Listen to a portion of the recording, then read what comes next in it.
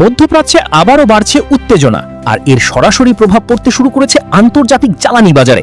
Iran ও যুক্তরাষ্ট্রের মধ্যে যুদ্ধবিরতির মেয়াদ বাড়ানো এবং যুদ্ধ অবসানে সমঝোতার সম্ভাবনা কমে যাওয়ায় তেল সরবরাহ নিয়ে নতুন করে উদ্বেগ তৈরি হয়েছে। এরই মধ্যে আন্তর্জাতিক বাজারে বেড়েছে অপরিশোধিত তেলের দাম। মঙ্গলবার 18 আগস্ট গ্রিনিচ মান সময় রাত 12টা পর্যন্ত ব্রেন্ট ক্রুডের দাম 27 সেন্ট বা 0.3% বেড়ে ব্যারেল প্রতি $91.14 পৌঁছেছে। এর আগের সেশনেও ব্রেন্টের দাম জুলাইয়ের শেষের পর সর্বোচ্চ পর্যায়ে উঠেছিল। অন্যদিকে যুক্তরাষ্ট্রের ওয়েস্ট টেক্সাস ইন্টারমিডিয়েট বা WTI এর দাম বেড়েছে 42 সেন্ট, ফলে প্রতি ব্যারেলের দাম দাঁড়িয়েছে $85.04। দিনের শুরুতে অবশ্য WTI এর দাম 1%-এরও বেশি বেড়ে $85.38 পৌঁছেছিল। বিশ্লেষকদের মতে তেলের দাম বাড়ার মূল কারণ সরবরাহ নিয়ে তৈরি হওয়া অনিশ্চয়তা। মধ্যপ্রাচ্য বিশ্বের অন্যতম গুরুত্বপূর্ণ তেল উৎপাদন ও রপ্তানি অঞ্চল। এই অঞ্চলে সামরিক সংঘাত বাড়লে তেল উৎপাদন, পরিবহন কিংবা গুরুত্বপূর্ণ সমুদ্রপথে সরবরাহ বাধাগ্রস্ত হওয়ার ঝুঁকি তৈরি হয়। বিশেষ করে ইরানকে ঘিরে পরিস্থিতি আরও উদ্বেগজনক হয়ে উঠেছে।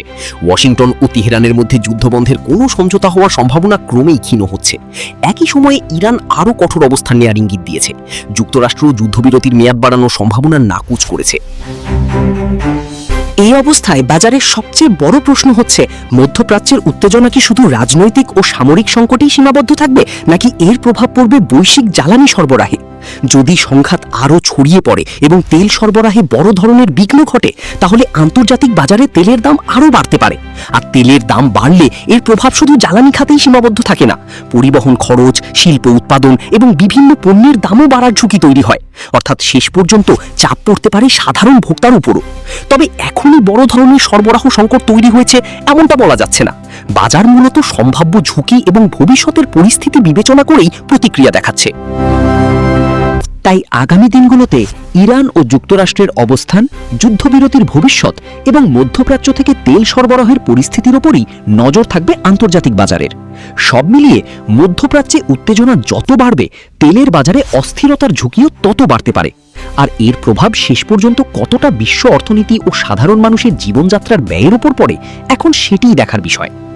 আপনার কি মনে হয়, মধ্যপ্রাচ্যের এই উত্তেজনার কারণে তেলের দাম আরও বাড়তে পারে কি? আপনার মতামত কমেন্টে জানিয়ে দিন। ভিডিওটি তথ্যবহুল মনে হলে অবশ্যই লাইক দিন এবং শেয়ার করুন। আর আন্তর্জাতিক রাজনীতি, ভূরাজনীতি, প্রতিরক্ষা এবং বিশ্বের গুরুত্বপূর্ণ ঘটনাগুলো নিয়ে এমন আরও তথ্যভিত্তিক বিশ্লেষণ পেতে আমাদের চ্যানেলটি সাবস্ক্রাইব করুন। ধন্যবাদ।